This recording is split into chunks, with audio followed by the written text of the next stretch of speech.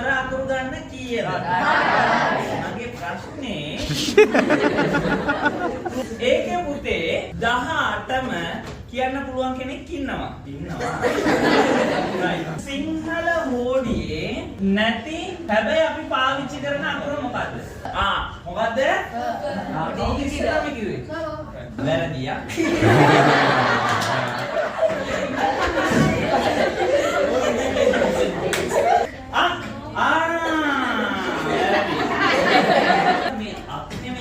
මේක මොකද්ද? මේක මොකද්ද?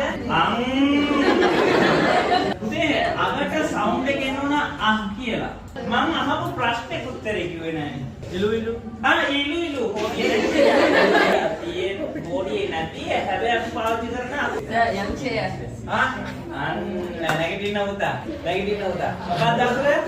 යම්චය. වැරදි.